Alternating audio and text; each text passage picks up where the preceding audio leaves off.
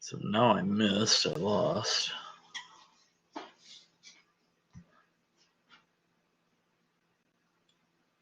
There it is. All right. So let's get started tonight. And this is the last of these. I will be doing more. A lot of good comments, a lot of things from other people that have seen them elsewhere. So appreciate that. And like I said, throughout the year, I'll be posting stuff on here and telling when I'm going to be doing it. But tonight, we're going to talk about land management. Land management is, the up and coming rage. It's been going on for years now, and there's a lot of people that are very good at it. A lot of people that do have different philosophies and perspectives on it, including myself. I go out and I've been to a lot of properties through Wisconsin, Iowa, Illinois, Ohio, and a few in Minnesota. And, going out and consulting on these properties, it took me a long time before I actually started. It started with my own property and then working with aquatic biologists, working with agronomists, different people to figure these things out. And over the years, these are some of the things that I and my clients that have seen over the years are some of the things that you really must have, as far as I'm concerned, to make a plan and get a plan based and put together to make your property work. And again, there's a lot of different things, and sometimes failure is your best that works. And I'm not going to say that every plan that I've ever drawn works perfect and has been perfect. There's always tweaks. There's little things that need to change because deer know it better than anybody else. But with that, these are the things that over the years have been tried and true, and so we'll get started. Again, for you guys that have been here, companies that I believe in and work with, so we'll kind of move through them tonight pretty quick. And now, these are the 5 things that I really believe we need to key in on: food, water, cover, your forestry, sanctuary, and your neighbors. A lot of people forget about that, and we'll really get into that later on because one of the things that I've learned over that is you can have the best land and create the best habitat for anything, but you also have to have other people on board to be able to make it work. Even if you own 1,000 acres, a lot of people think 1,000 acres is big, and 1,000 acres is big. However, deer will travel off of 1,000 acres pretty quick. So make sure and work on that. And I'll kind of get in there and talk about how to really get in and talk about your neighbors and what to look for. So the 5 things, again, that we're really going to start focusing on tonight are going to be that food, water, cover, sanctuary, and your neighbors. So with that, let's get started with your food. The first thing up here is your clover, alfalfa mixes, and a lot of people overlook these. And for certain reasons, they look at, okay, I just need to put clover in, why everything else grows. But if you put the right mixes in, you're looking at how much protein, how much green are you actually giving these animals. And that's why you look at the mixes, and when they each one of them matures, and so you look at over browsing, so you can kind of stop that over browsing and do these things with your clover mixes.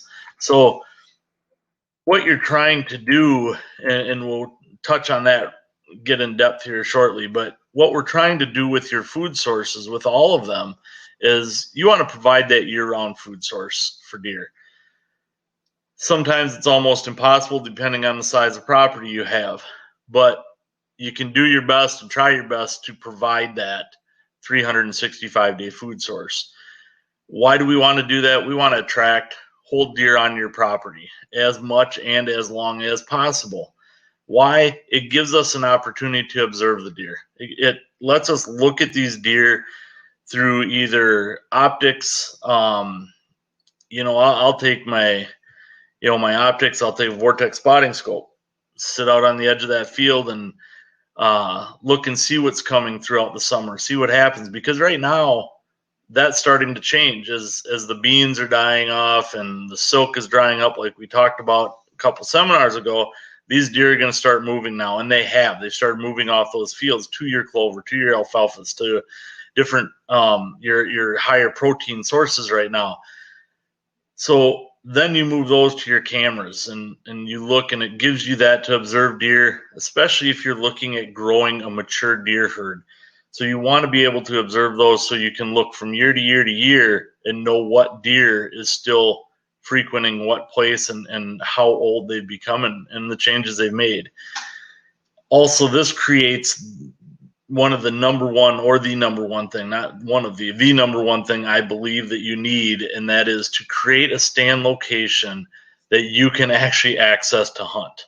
All right, that is huge, because a lot of people have stands anywhere they want, or they create a stand location, go, yeah, this looks good because of the wind, but you don't look at the whole picture. Where when you're creating a land management plan, we try to look at the whole picture and say, okay, I need this area here because this is where my water is, or this is where my food is, or this is where my bedding is, so I can access and get into this stand location.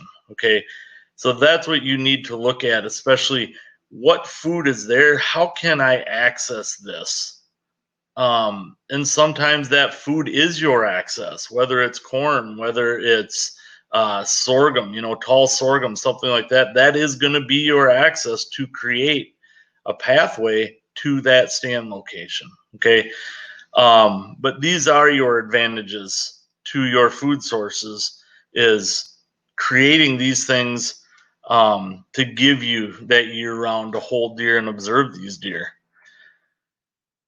So what am I looking at planting? When I get in there and I start planting, there's a lot of different things. My perennials that I like to put in: alfalfa, clover, chicory. The clover mixes, like I said, with the clovers, a red, a white. There's berseem. There's a lot of different clovers out there.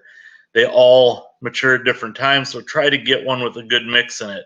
Alfalfa, try to get that alfalfa mix in there. Now, the biggest thing with this, when you turn around to overseed, use an overseed mix that might have chicory and clovers in it, but not alfalfa. Because if you already have alfalfa in there and then try to put alfalfa on top of that, that alfalfa is very it's very dominant of where it wants to be. So it will kill off the other alfalfa through roots, through different systems. So it's not going to work. That other alfalfa won't grow. Your chicories and your clovers will. So when you overseed the following years, to make some of those thin spots a little bit thicker, make sure that you're not throwing alfalfa in there, because you'll be disappointed if you already have alfalfa in there. Okay. Look at your small plots. These are great in small plots, because if you do that and you mix the right and make sure that you have different mixes of clovers and they're coming in at different times, the deer won't overbrowse this area, because they're going from one clover plant to a different clover plant. And so they're never going to eat that one out of house and home per se. They're going to go to the next one before they overbrowse that and go from one to the other. So in smaller plots, clover mixes are great. Now in large fields, when I get into large fields, now it's a whole different ballgame. I'm looking at a 1/3 split. I want 1/3 of that field into my clovers. I want another 1/3 of that field into some type of a fall blend. And then, and I'll get into those mixes here in a little bit with the fall blends. And then in a picture of that, of how I want that third done. So I want, and then another third of that is going to be in some type of, brassicas or a different type of food source. But I always want 1/3 of that field, of a large field, in a clover or alfalfa mix. Because when you come in later in the year and till that up, or in the spring and tilling that up, you always have something there for them to eat. You're going to fertilize in the spring, get soil samples, figure out what you need as far as what to fertilize with, if you need extra lime, if you need some 949 plant foods, different things. Look at what you need in there and look at that. Replant every 3 to 5 years. However, if you're doing the overseeding, you can get 7 to 8, 9 years. I've got one that next year I'm going to finally have to be done with, and that field is 8 years old. And I'm going to have to finally redo that clover field and burn most of it out, or burn it all out and start from ground zero. Just because it started getting weak after about 4 years. So I went in and frost seeded that field 2 years in a row. It came back really well. However, now I need to get in there and either rotate that and put something else in there on that 1/3 of the field. I've got to talk to my agronomist, John O'Brien, and figure out exactly what he's predicting there, or what he projects me to do there. I have my ideas, but I like to bounce ideas off other people just to see exactly, what their thoughts are also, because it's always good to talk to somebody else. Your fall winter sources, I look at your corn, milo, sorghum, sunflowers for your spring planting. If you want to put in the spring and get it all done at the same time. If you don't mind, I'll just have my clover and alfalfa, then I'll go in and I'll burn up that weed field next to it, and I'll put in my late summer planting. Depending on where you're at on the map nationwide, depends on what time you plant it. I'll do a lot of brassica mixes. They have radishes, turnips, winter peas, winter wheat. There's a ton of different fall blends out there for you to use, and that would be, the 2/3 of that field. What I really like to do to give that full 365 is take that 1/3, and then in this 2/3, if I put corn, sorghum, if I put beans, which I don't have on there, but do a lot of beans, then the end of July, what I will do is, and I'll get those Roundup ready, spray those, I'll come back in that end of July, and I will overseed with a brassica mix. I'll walk right down the rows and put brassicas in there. That will shade that as it rains and let that grow. Now, as the leaves right now are falling, and all of a sudden now all your bean leaves, your silk is drying up in your corn, the milo is becoming hard. What happens is those deer start moving off it. Now you have that whole brassica mix. You have all that big tonnage and all those greens coming in there. So now there's no reason for them to leave. Now they have your clover, alfalfa, they have your brassicas, and they have all your grains. So they have everything in one field all mixed in. These you're going to have to replant every year, though. You've got to fertilize, check your pHs, because depending on what you do, some of it can suck a lot of nitrogen out of your soils. So you have to rotate to put some of that stuff back in, or, spend the money and put your fertilizer and your lime and stuff down. So check on that. Here's a few pictures of that. On the left is that 1/3. So as you look, the closer is that alfalfa and clover, and the farther is going to be, you can see some rows that were planted at that time. At that time, I had put corn through the middle, the outside of those rows. So about the first 10 yards, 15 yards, because the stand setups on the side, was beans, and then corn in the middle or milo. And what I did then is walk back through there again later on in the middle of the year, or July, and overseeded that with brassicas. You can see on the slide next to it, that field was a different field. It was a smaller field. So what I did with that field is I did an actual mix. That is corn and beans in the same hopper. And so I ran corn and beans right down through the middle of that same exact hopper, and then went and overseeded that. So when you're doing that, look at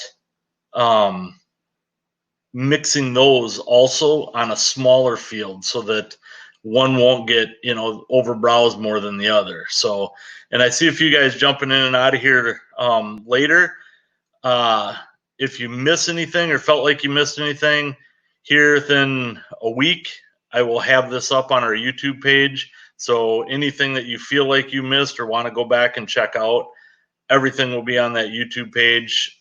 So you can go and watch it there if you'd like. And that's on the Art Helin Outdoors YouTube page. So check it out there after this is complete. That's why we're recording. So again, watch how you're going to do that for that 365. What those results are is what happens, and I've showed these pictures before, and I've talked about this before in my other seminars, is a lot of guys get really upset with the radishes, turnips, and say, well, they aren't hitting them until February, March. What good does that do me to be able to hunt over them? Well, you want to hunt over the green. You want to hunt over the tonnage, because they're going to be eating that. They're going to be eating those leaves from that November through December, through the end of season. And the reason that is because they're just getting done with rut. They're trying to put on as much tonnage as they can. So they're going to be in that cornfield, that bean field. They're going to be eating those oats, and they're going to be mixing it with that tonnage and what alfalfa is still there. A lot of that alfalfa is good to 10 degrees, guys. So they'll dig right through that snow and get to the alfalfa. So if you look at the bottom picture there, that's what they're doing. You can see how they've cleaned out. You see the bean stubble on the left. You see the sorghum and the corn on the right of that picture. And where these deer are sitting in that corn on one side and they're way back and the beans on the other, but you can see where they've actually, scraped down through that to get to that alfalfa. The top, actually, where those deer way are out there, that is part of that clover alfalfa field. So they're going through that. That's what they're doing. Later on in the year, you can see on that top slide, now they're coming back to that for that sugar. That helps their digestive system. So they're coming back to that later in the year. That helps get that through. Now what happens is all of a sudden you get to the end of March or April, you start having your thaws, your snow's disappearing, and guess what? Now all that clover and that alfalfa, that starts turning green, springing up. Those deer don't have to move that far. That's what you're hoping for. That's what that 365. Maybe move from one spot on your land to another, but this way you're keeping them there with that 365-day food source, or as often as you can. So again, this is looking at different times of the year. As the clover's coming up, they're in velvet down on the left. A lot of clover in there, and you can see some chicory in there, different times of year again. The top is that other field. This is the outside of the field where the beans were. And the bottom would be a brassica field. You can see it's pretty tough, but there is actually bean stubble in that, but they overbrowse that so bad. The far side of that picture is your tall, that is your sorghum. Okay. So again, that whole mixture, giving them that all different food sources within one area to keep them concentrated there. Now we're going to move on to water. Water is one of my favorite things, one of the most overlooked things for deer. And there's a lot of reasons that it's overlooked. But I worked with a couple aquatic biologists for a lot of years. And when I worked with these aquatic biologists, we did a lot of studies. We did them on lined ponds, unlined ponds. We put them in tubs. We put them in ponds that had like rubber liners off of roofing, different things, and checked a lot of the pHs. We checked for turnover in them, normal turnover like a pond. We checked them for heat, and the results were all over the board and absolutely crazy. And we all came to one conclusion about what is the proper pond to build and what works the best. However, with that said, not saying the other ones do not work. It's just saying that they are not as effective, and sometimes down the road actually become more harmful to your deer if you don't take care of those pieces of the puzzle. So the pieces of the puzzle are the advantage of a good water source. And what that is your increased mineral content, natural mineral content. When you do this, don't dump mineral in the water, because when it gets a little, if there's a drought or something, or if it's on the edges, deer will dig right straight through it and create holes, and you'll have all kinds of problems. Also, if you create these ponds or water holes, you can do it legally still. I know there's a thing out there that they're trying to make it stop and whatever in the state of Wisconsin. But when we create them, I create them high. I create them as high as I possibly can on the hills in my property, right off the tops where I know these deer are going to run during the rut. If you have an east-west facing and you've got a north-south wind, a lot of times those deer won't run the top crest. They're going to run what I call that first tier, just over the first shelf. They're going to be just over that top. Why? They can see down below them and they can smell what's coming from the other side. So usually when it comes rut, it's a north wind, so they're going to run that south side facing down, smell everything from the north. So that's where a lot of my ponds go, is on that first shelf and over the top, on that south side. It also, because it is a water source or water hole, it's still water. So these animals feel a lot safer. If you ever watched a deer when it goes into drinking a creek, the creek is running, or if you're down south or something, it's a creek. And so if it's this creek where it's running through, a deer will always be bobbing its head, puts head down, jumps head, because once their nose goes in there, they can't smell anymore. The water is running, so they can't hear. So if you can't hear and you can't smell, plus their face is buried in there, they can't see, they're always going to be nervous. Well, if they get into that pond where there's no sound, no running water, now they can hear what's going on around them. They'll feel more comfortable. They'll feel more lax to come in and hydrate, because they need hydration, especially during the drought. These last couple weeks before this last week, where we've got like 4 inches of rain now.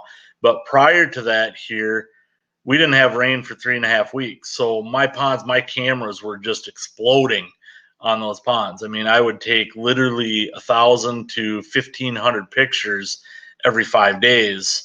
And most of them were the same deer that wouldn't even leave. They would just bed there in the field, and then they'd get up and come and hydrate, and they'd walk just to the edge of the woods and bed right back down. So they need that, especially during the drought, and then again during the rut. They've got to have that water to survive. So when I'm talking about building one of these, or what we looked at and what our study showed, is when you go and you build these at a certain depth, you get just like a normal pond or a lake that gets a certain turnover. That turnover happens 37 to 39 degrees, okay, when the bottom of that hits that, all right? So on a big lake, obviously it takes a lot longer. The shallower that pond is, it's not going to hit that turnover. If you have a black 3x3, 3 foot by 3 foot, or 2 foot by 3 foot black tub that's only 1.5 feet deep or 2 feet deep, the same with that. What's going to happen is that's going to get real hot, so it's not going to create turnover. It doesn't have any place for that water to run out anyway, unless it comes all the way bubbling out of the top and fills it.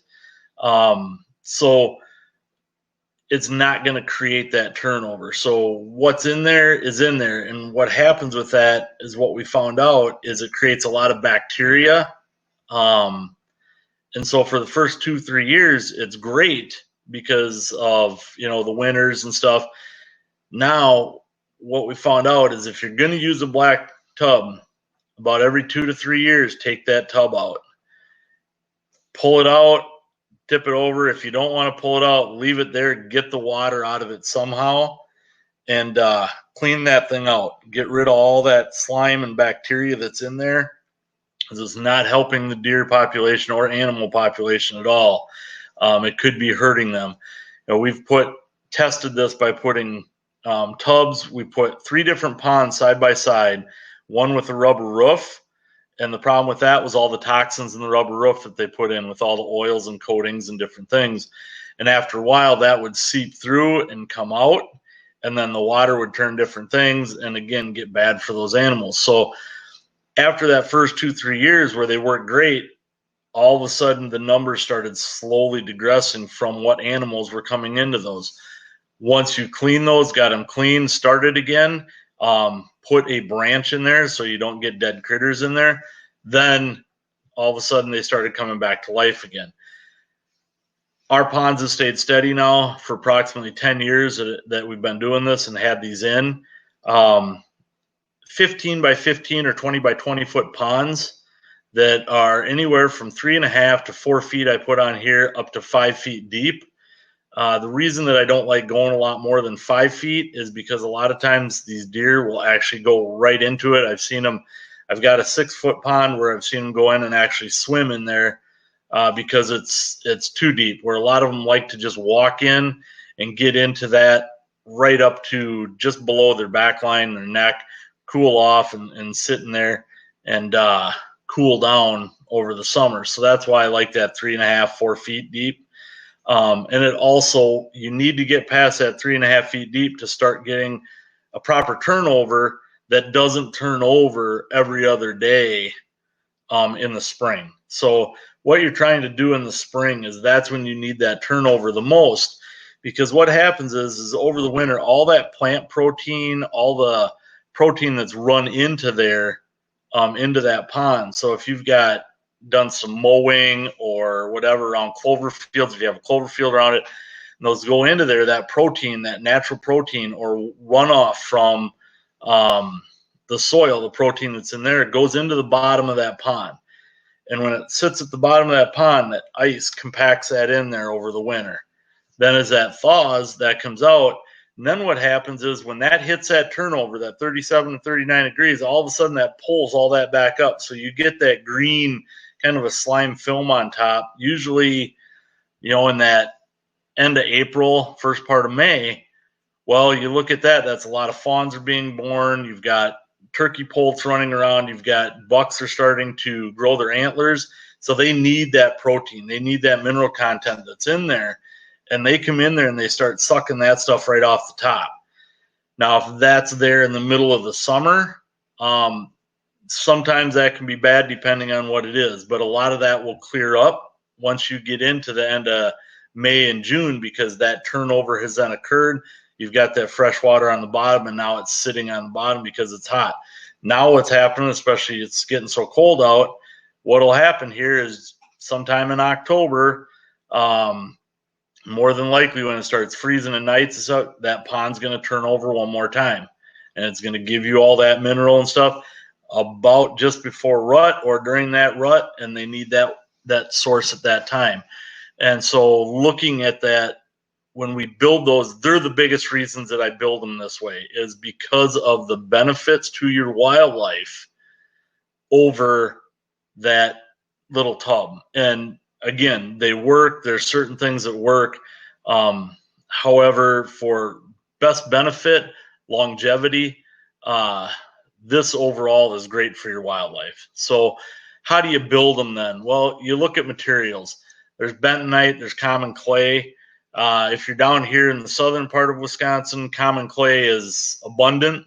You can go to a plumbing supply store and get medium chips in bentonite, which is basically a bag clay with sodium in it, to make little chips, and use the chips. Don't use powder or you'll go broke trying to put powder in there. Use the chips, it'll spread out. And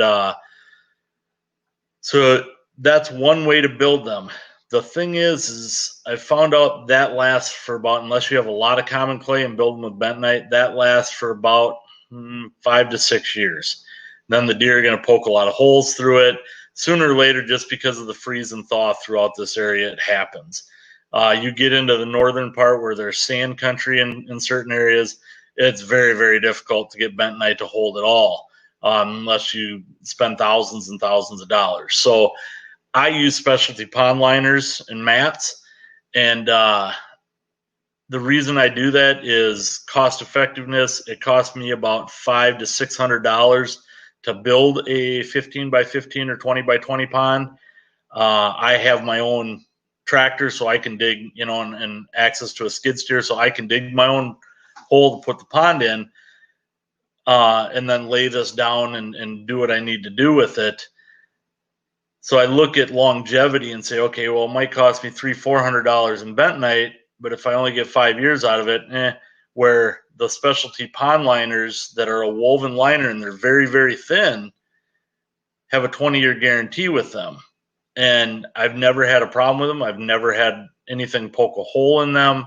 I have converted every pond that I have to a liner now and have incredible luck, but you have to build them the correct way, which I'll show you here in a little bit. Things to avoid, again, the landscape ponds and kiddie pools, just for the simple fact that it's not as beneficial. If it's the easiest thing you have access to, hey, use it. They need water. They've got to have it. But make sure you clean that thing and make sure you put a stick in it, okay? Thin rubber plastic liners and tarps, the reason to stay away from those, they're going to deteriorate over time. They're going to get holes in them. Deer will poke holes in them very easily. So cost effective wise, when you have that and you have those holes through there and you have to dig that up, it's a lot of time. It's a lot of unneeded time or unwanted time that you've got to be out there fixing things, where if you do it right the first time, you're done with it. So sometimes it's, okay, this year I can only afford one pond, that's all I'm putting in, and go that way. If you need 4, 5, 6, or 7, to give you an idea, I've got 3 on the 42 acres I own, and then we've got 1, 2, 3, 4, 5, 6 on the 200 that I lease. It's just that a couple of those are bigger ponds, and some I don't have access to areas where I want to put one or can get in to hunt, so it's not worth putting it in there. So because those are my sanctuary areas that we'll talk about later on. I don't feel like you can ever have enough water. People say, well, can you have too much water? Absolutely not, unless the problem is it gives you too many options to hunt. Then you get depressed when you go pull your camera card and you go, ugh, I knew I should have sat there tonight. But the thing with them is they give you different options and different places to hunt during different winds. So again, look at how you're building that. Stay away from those things for the reasons that I've discussed. How do I build it? On the left, you've got your bentonite clay. Dumping that, you have to go very thick. That pond is one that lasted for years. Now I'm converting them all over, as you'll see with that liner. If you look at that liner, people are like, well, why haven't you covered that up? That's pretty steep on the backside. You really can't tell. That liner actually comes way out. There's only about, I'm going to say 1.5 foot of water in there right now. It still has to come up, and it has now. It's come all the way up. But when that water level is done, it will be higher than that black liner. And it will come all the way out kind of towards you on the screen to the right. Where you see that dirt, it looks like it's down in that valley. That is the walkway for those deer to go down in there. You always want to create some type of a walkway going down in there. Anyway, I thought, no, I didn't. It's on a different slide. Sorry, it wasn't here. But so when you're going in here to put that liner in, always make sides steep so that they can't access it from every side. Put that side where you want that animal to walk in to your benefit. So always on that upwind side, always giving you a shot opportunity when that animal turns, if it's close enough to your stand, and make sure that that deer feels comfortable going in there. As you can see, all of these have trees around them. All of them where the dams are, you can see the dam, like on the lower one, is back behind me, and see where it starts getting steeper back there, and then back almost right to the camera, it gets very steep. The deer actually come in on that opposite side of where I'm dumping that now, over by that down log. On this one, you can kind of see the deer tracks already where they want to come in. It was too steep. They turned and went back down to the right where I want them to go in, kind of where the green is there. On the outside of that, there's trees, there's some brush to keep them, to funnel them out around. Also, it gives you partial shade during the day and partial sun, so that that water doesn't get too hot throughout the summer. Okay, that's what you're trying to balance, the heat, and trying to balance the water in there, the water temperatures in there. So when you're building that, that's what you're really looking for, is that mix of how deep, how to make that runway in there. And then dig it first, lay that tarp all the way up over, or lay the liner. It looks kind of like a tarp. You lay that, and then there's a mat that goes over the top of that. A lot of them put that mat underneath, but what I do when I dig it, I put dirt down so that there's a dirt base first. I lay the liner, then I lay this mat. What that mat is very dense. That will hold that dirt in place so it doesn't run down to the bottom of the pond. It will hold that dirt in place. And also, if you want, some of my ponds, I actually have planted some arrowhead plants and some different aquatic plants that I will put in there, that actually grow, that hold that dirt into place also, and also are beneficial to the wildlife. But then what I'll do is I lay that up over the top of the dam, partial, and then I come with all that dirt that I dug out of there and re-put that over the top, so that I've got a good 2 to 3 inch base of dirt over 90%. I need that 2 to 3 inches of base through the whole bottom of that pond and the walkway coming out, because it feels right under their hooves. That's what they want. And then around the outside, so water doesn't get underneath it and disrupt it, and so that they don't go through and start digging that corner up. That's why I want that dirt all the way around the outside. Results of good water. As you can see, I mean, you're going to have turkeys. So if you're a turkey hunter, that works out great. This is actually, some of you have been in my seminars and heard that story. My daughter killed her first turkey actually in that pond right there on the left where those turkeys are. When she shot that, it was pretty much identical to the way those birds are standing right now, but there was one. She shot it. I thought she was waiting to take the shot. She shot it. That bird flopped in the middle of that pond. Dad had to walk in there, get soaking wet, pull that bird out, pulled it out, started flopping its wings, got me even more soaked. Needless to say, my 12-year-old daughter thought that was absolutely hilarious. Moral of the story, let the animal get a safe distance away before you shoot it, because you might be taking a bath unwanted. The pond on the right is another pond that I have there. That was a bentonite pond that has since been redone. That pond has been very good. We've shot some good deer over there. Again, you can see there's 4 deer there. I actually have one picture at one point that I don't have on here.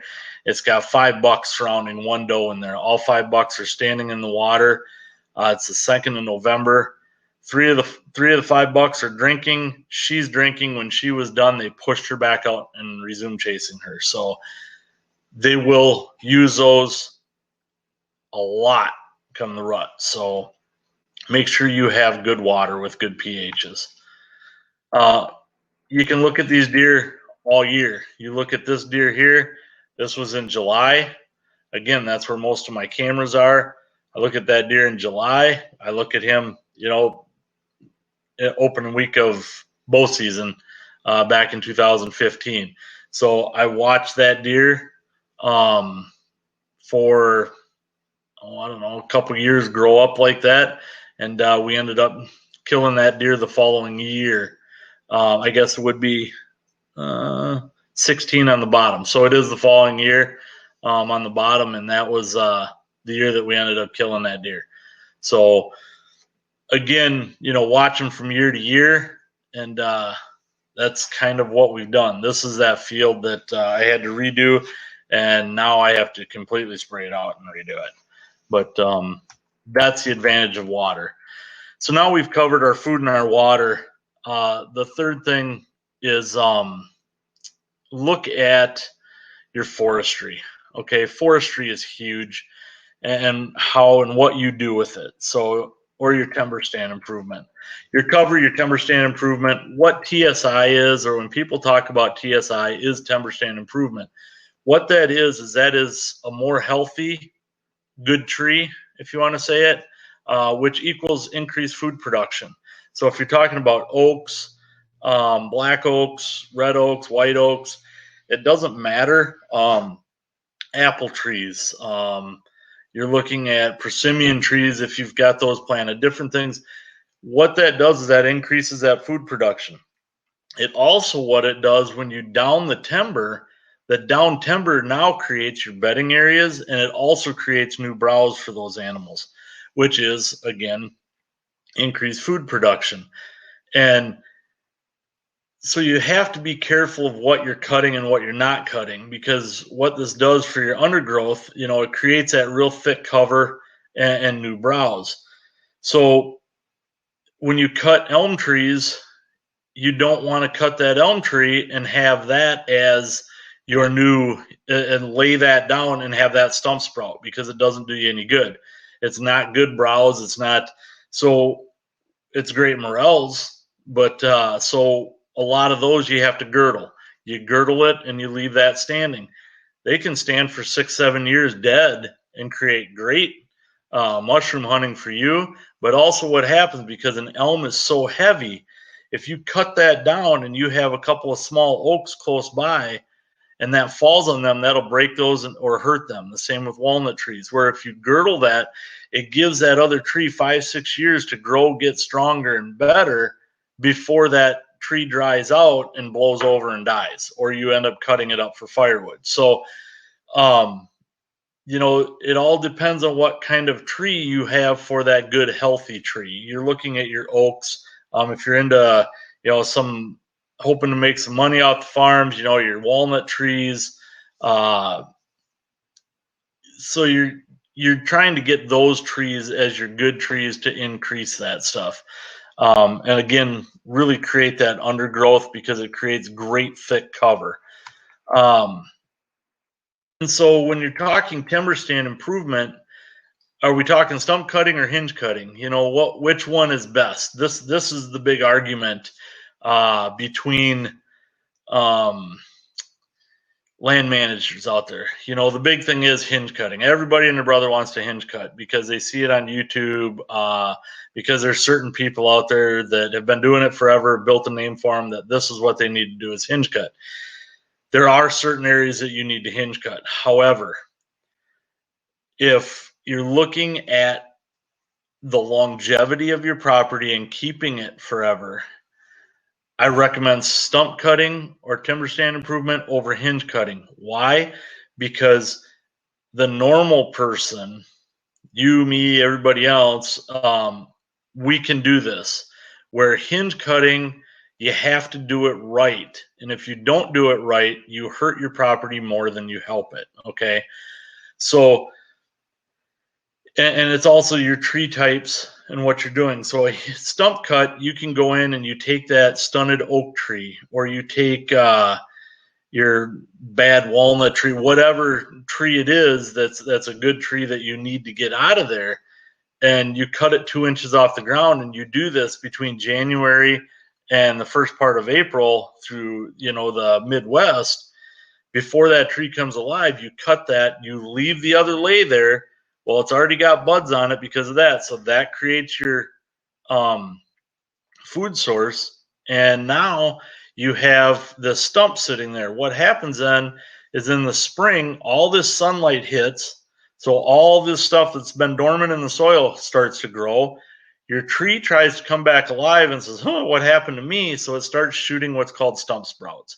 And those stump sprouts you'll see coming out all over the place. They create browse. They create your new trees. Okay. So again, what type of tree? If it's a junk tree, oh, you know what?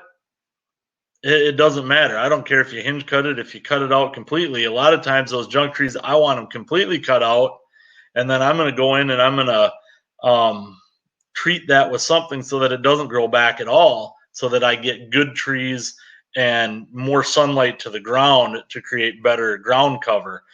And a lot of people say, well, we're cutting too much. If you walk in there, where am I going to put a tree stand? What can I see? They've got great ground blinds. They have stands. You build a stand and put a ground blind in anymore. You put a permanent stand up there. There's a lot of things that you can put up there other than a tree. Think about it. Get on the ground like a deer and look around, okay? They might be able to see you in the tree, but if you're close to the ground or if you're in something that they're used to now up there, they're looking at what's ground level because that's their escape route. They don't care about up. They're not climbing that tree to jump from tree to tree to escape. They want to know how thick it is on the ground. We're trying to create the thickest, best area on the ground. Why? We want a bedding area or we want a travel corridor. So if we're looking at hinge cutting certain things, which I like to hinge cut certain things to create travel corridors from point A to point B, or to force that deer out of a bedding area one way or another. Okay, that's what I'm trying to do. You can also do that for the first couple years if you do your stump cutting. The problem is you stack all that wood on the ground for that. That wood over time will deteriorate and disappear and just become woods again, where that hinge cut, that tree will lay there for years and years and years. So that will become that travel corridor for them. So look at what you're doing. Am I going to do that stump cut or am I going to do the hinge cut? Most of it you stump cut. Certain areas you need to get in and hinge cut to force deer certain ways, or if it's super open and you need that instant bedding, sometimes that hinge cutting is the best route to go. How do you get started? Work with a state forester or some other forester within your area. If you're going to hinge cut, I don't say work with a state forester, because most of those foresters will say, you don't hinge cut. They're really against that. So then you're going to want to work with a different type of forester. But if you're looking at doing more of your timber stand improvement, creating better trees, creating better habitat, a lot of those state foresters are all about that. If you've got your property in certain programs, grants can be available for them to come in and say, hey, I need you to do this timber stand work. They come in, they'll mark your trees, they'll do everything for you with that grant and actually pay you to do it, especially if you're in some of these forestry programs throughout the state. And do them in phases, guys, because if you got 40 acres, 20 acres, or 500 acres, it doesn't matter. Don't do them all the same year. Always break it down and do certain sections in certain years, and then wait 3 years. So like on mine, I started one section, which I call the north section. I started that 12 years ago, 14 years ago. Then I waited 3 years and did the next section. Waited 3 years, I did the next section. Then I did the last section almost 2 years ago now. Next winter, I'm back to where I first started, because that needs to be TSI'd again, because I'm getting too many small trees, certain things in there that now I need to get those out of there and start the whole process all over again. And so if you do it all at once, everything matures at once, and then your deer, you're not going to be able to focus on how those deer are moving or what they're doing on your property, and really concentrate on how to kill that animal, where this way you can focus on, okay, this is, these are my areas. This is more of an open area. This is a summer bedding area for now. I plan on thickening this up in a couple years, but I can concentrate on this for that. The other areas I can concentrate on more for hunting and stuff. So do it in phases as you move through. Here's your results. This is that stump sprout I'm talking about.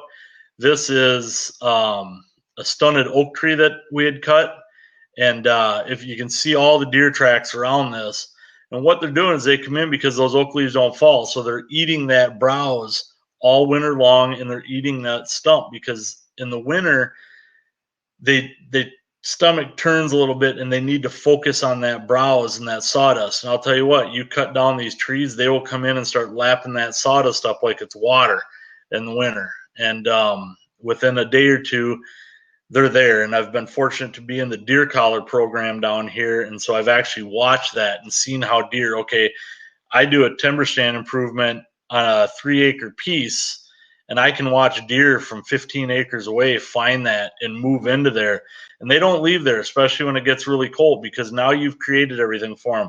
That tree you cut down had the buds on it. Might not have the sprouts yet, but it has the buds on it. It has water from the snow, if the snow's still there, and it's also going to give you, that sawdust for the things that they need. Plus, that down timber creates that bedding for them. So they have all their food, water, cover right there.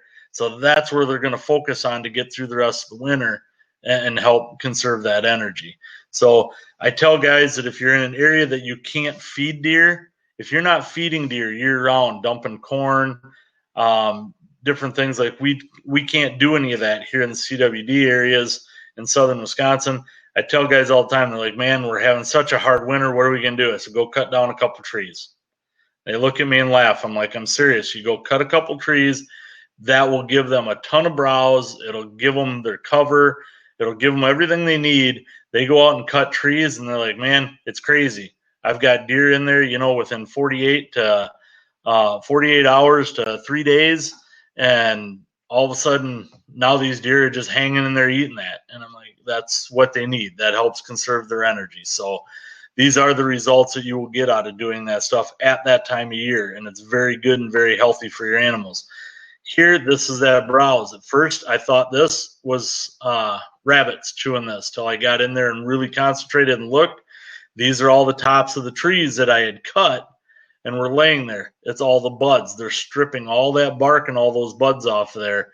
They're getting all that browse in there is what they're doing. So, again, make sure you're doing that at that time of the year. Number 4, got just a couple left here, guys, and these go a little bit faster. So sanctuaries. I don't care how much land you have, unless you've only got 1 acre, then it's pretty tough to do a sanctuary, but they can be 2 to 50 acres. What this is to provide security, reduce pressure on your property, reduce where these deer are. Every year I hear the same story when somebody comes up and talks to me and says, I had the best deer of my life right up until season.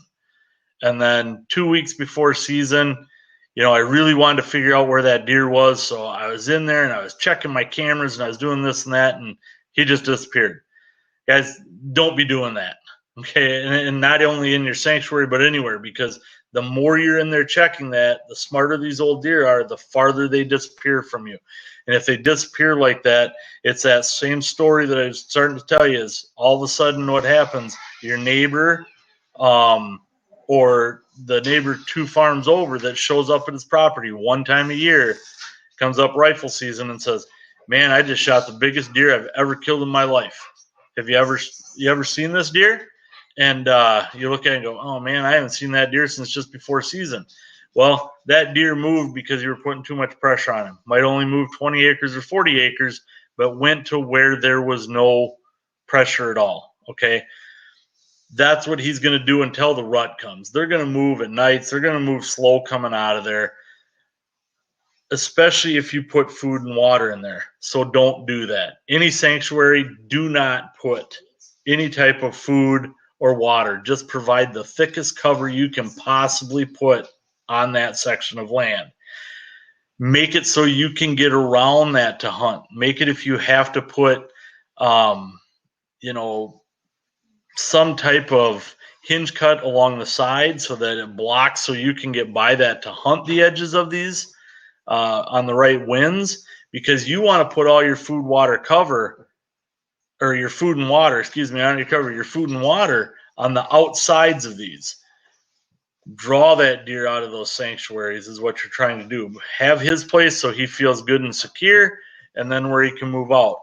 What I try to do when I draw a plan is create a couple of these so that deer can move from one to another because they will get pushed out during the rut. They'll get that 3-year-old buck who is your bar fighter, and he's going to go in there and start pushing them around and try to kick them out and move them. As that 4, 5, 6-year-old deer, they just kind of want to be left alone and do what they do, so they're going to find that little home again and hide in there until they get left alone, and then maybe move back to the other one. So try to provide a couple of these on your property that are, again, reduced pressure. And these are strictly no hunting zones, guys. I don't care if the world record is in there. If you set your property up right, that world record is going to move out to your food or your water at some point, or through one of your funnels coming in or out of that sanctuary. So you go in there, you're going to bump him, you're going to move him, and then you're not going to have a shot at him at all. So a lot of times I will put in those areas, I will put that a cell camera into those sanctuaries so I can still monitor without ever having to go in there and see what's there. I really limit the traffic. I will go in there up until usually July because of turkey season, or if I'm doing timber stand improvement, or changing cameras, different things. But once I get to the mid to the end of July, they are strictly off limits. No more going into these areas, because a lot of times this is when your bachelor groups are breaking up, and I hear it all the time. Well, my bachelor groups don't break up until end of September, October. If that's the case, we don't have a lot of age structure on that property, because a lot of times that 3, 4, 5-year-old will break off of that bachelor group at that point in time. And he will go find his own area, and he will either move back into his old home range, or he will end up establishing a new home range if something came in and took over. Just saying here, guys, I gotta sorry about that. I thought I had a new message, but I didn't. So, again, look at that end of July, especially when they're trying to break up and establish those home ranges, because you don't want to be bumping them at that point in time, okay? And again, if needed, check your cameras every 3 weeks or so, or certain times if you're out there doing field work, if you're putting in a pond, if you're doing different things. That's when you really want to check those. One thing, kind of jump back to the TSI work here real quick. That is one thing, cutting the trees, again, like I said, January, usually you can start in December, but a lot of people don't want to move deer off their property. So it's January to, the first week or two of April.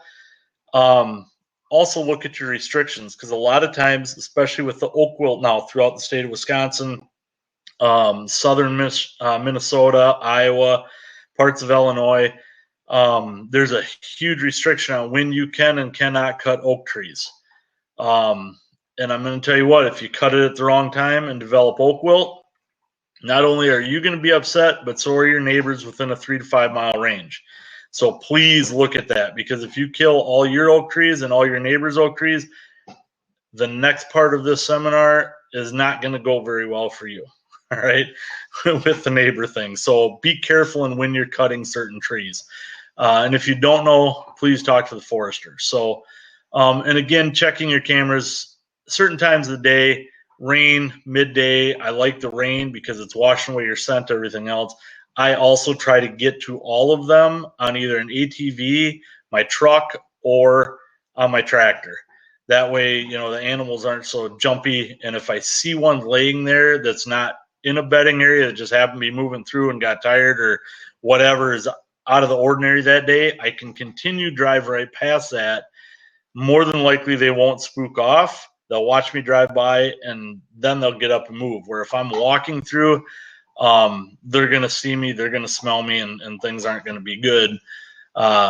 Once or twice, maybe at a certain time of year, but 3 times with a big mature deer, and your strikes are out. So watch when you're doing that. And again, a sanctuary is huge to have on your property, because you have to have that area where you cannot get into, and it's got to be left alone after that time of year, up until after deer season. After deer season, then it's not so bad anymore. So The fifth part of this seminar and the last part is your neighbors. This is where I was saying if you cut down all your oak trees, you're not going to get along with your neighbors very well.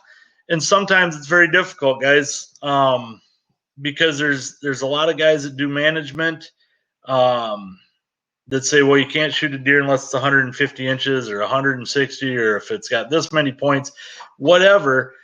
And you're that neighbor that wants to. I mean, we take out a lot of handicapped special needs hunters.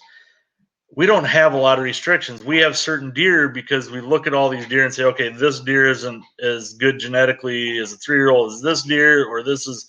And as I said in the last seminar, you can call them cull deer, but you'll never cull a natural herd. It's just not going to happen. You don't own enough land.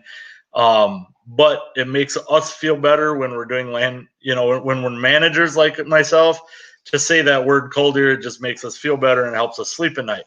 But when we look at that, we also look at these other hunters that don't have that opportunity. Let them shoot something, let them have fun, because the whole thing is about having fun.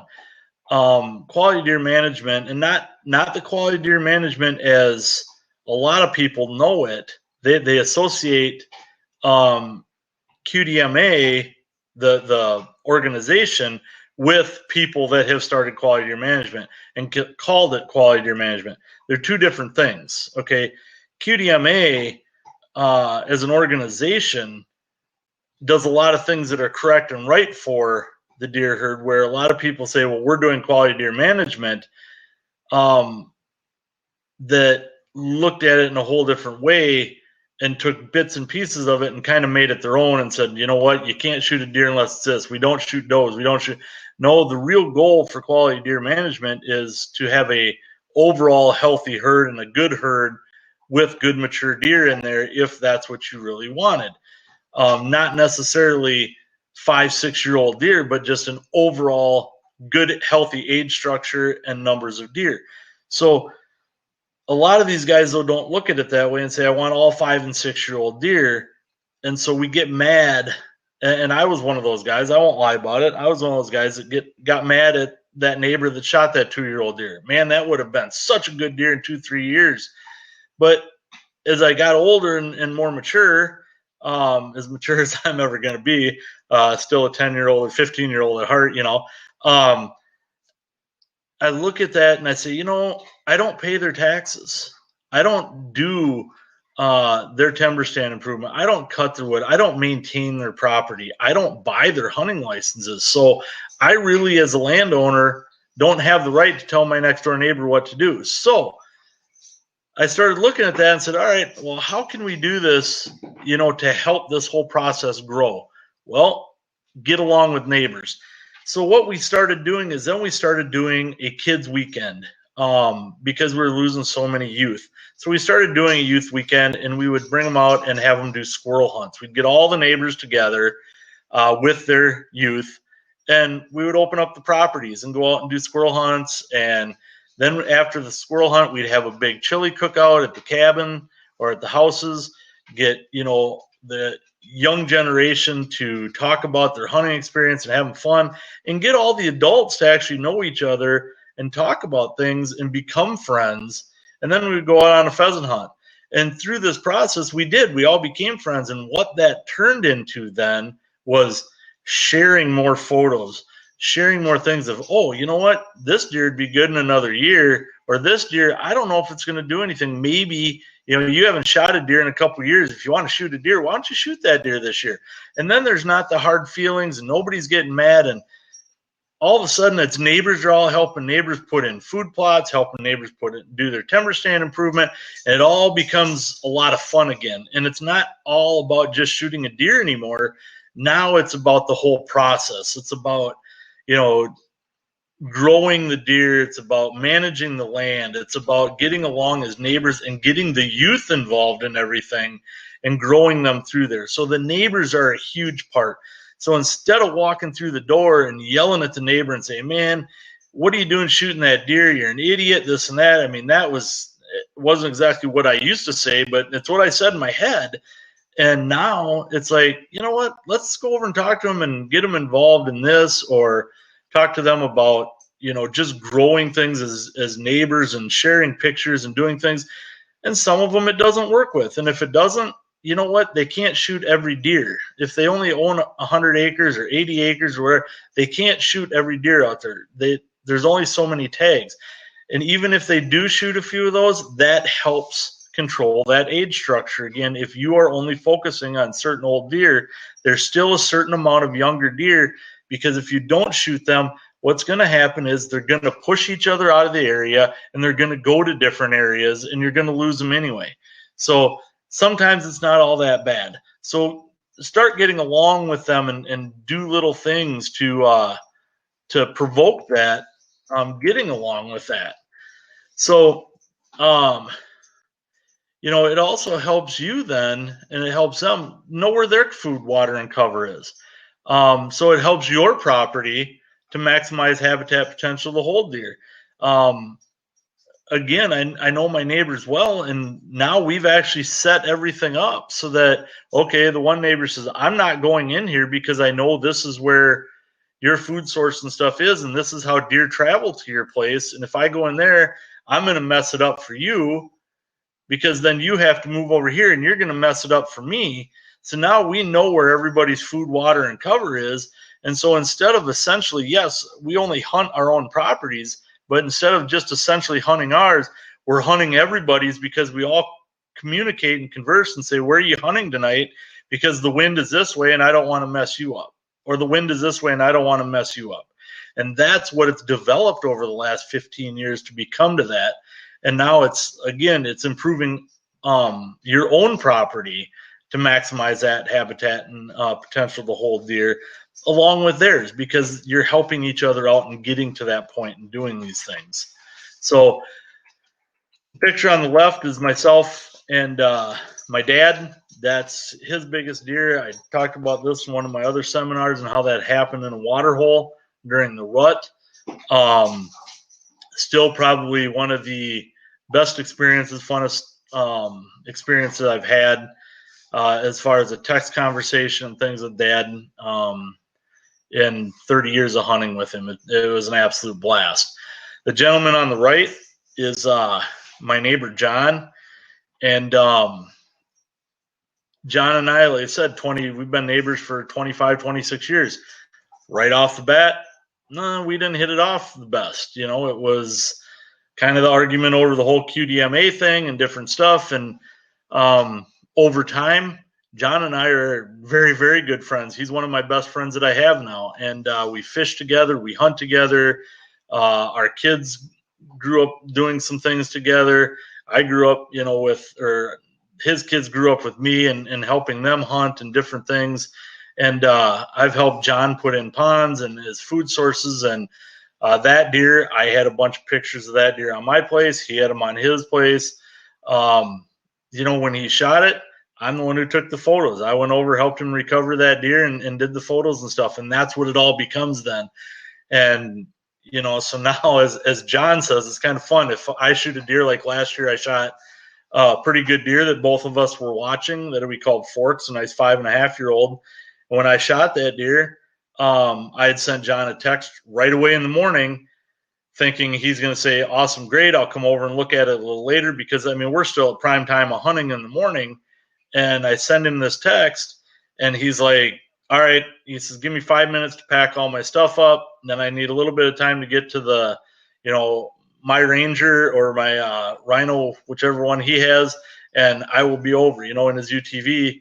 He says, just stay put till I get there. And I was, all right, you don't have to, because he says, oh, no, I got to be part of the extraction. He calls them the extraction all the time. So, and he loves being part of that. And that, again, is what this neighbor has developed into, and what you need to work on to get that. Because without neighbors, like I said, I don't care how big your property is, you're not going to get to the point you want to be at without having those neighbors. And we are at a very good point at our property where we are. CWD has slowed us down a little bit, but we're at a very good point. So these are just a couple deer that we've taken. The one on the right up top, that is the deer Forks that I shot last year. John helped me with the extraction. Actually, the one on the left is a buck named Sweeper. Again, timber stand improvement. You can see the blind on top of that platform. When you don't have those trees and you don't have that, for a tree stand because it's too open behind you can actually see how open it is back there. And so those work out very well, putting those on a platform. And that's what I shot that deer out of. And John was actually there for that extraction also. So, and then my wife, with her best buck today with the bow, mid 160s buck that she took down there at the bottom. And the guy that's on a different property and the gentleman that's down there, the neighbor, he came in and he was all about helping and doing some things. So again, getting that relationship built and going from there. So with that, if you guys have any questions, I'm going to write down some names here because we got a few prizes to give away. But if you have some questions, just type them in and I will answer them as they come in here. So do you need to see everything? Yeah. Okay.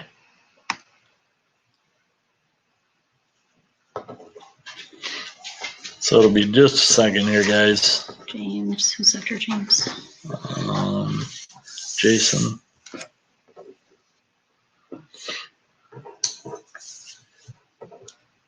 John's on? Oh. Mike. So those 6. Yep. All right, so she's going to do the drawing here. They're all getting the same special fold. My wife is doing it. She says, you're all getting the same special fold so that there's nobody over the other. So,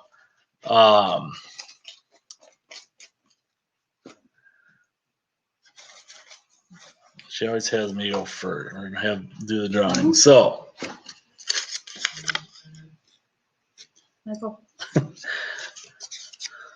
Michael, you seem to be the lucky one all the time here. So you are the winner of a Vortex Crossfire 10x42 binocular.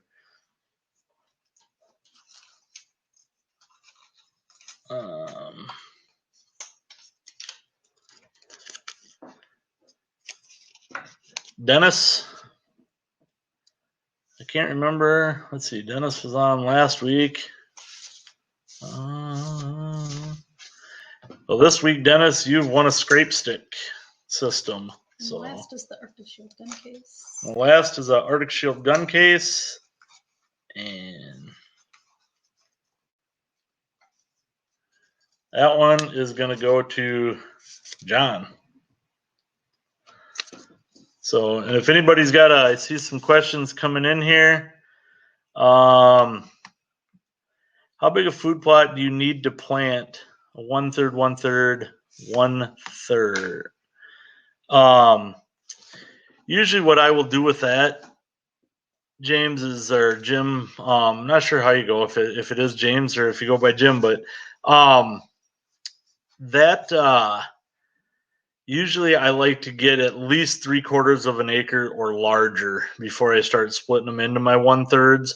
I do have a few that are half acre just because of where they are and the size of the property that they are on. It's the biggest food plot I have. So if it's the biggest food plot I have on that, a small piece, like I've got one person that I do work with, and his property is just over 20 acres, and he's got 2 half-acre food plots. So both of those food plots is what I split, and I'll do 1/3, and then the other 2/3 is what I'll do in his.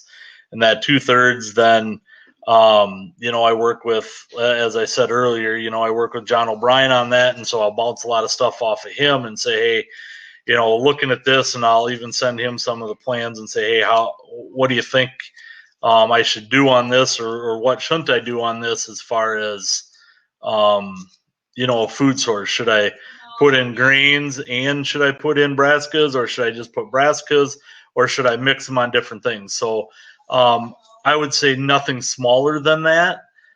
because then it gets too small and you run into too much browsing. A lot of times what I'd rather do, if it's even up to a half acre, if it's that small, is try to run a lot of just clover, alfalfa mixes, and some mixes that can take a lot of browsing is what I like to look at on those smaller plots.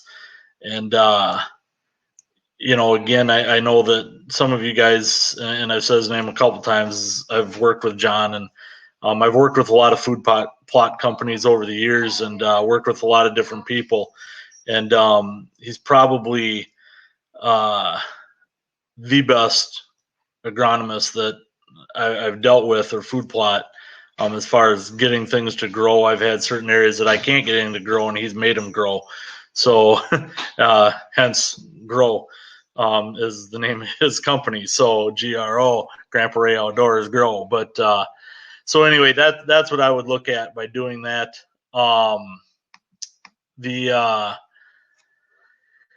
Let's see, Mike, what about using up some leftover winter peas and broadcasting into standing beans? Thinking with all the rain coming, have a chance to spite. Let's see here. Being large seeds, Ryan triticale will be going in also.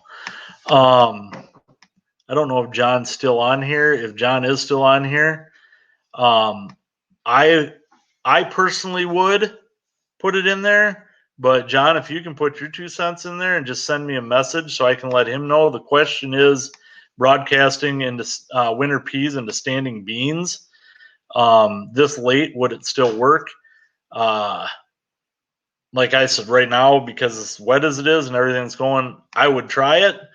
That's my own personal. You can never have enough food, as far as I'm concerned. You just can't, especially going into winters and stuff, to keep them.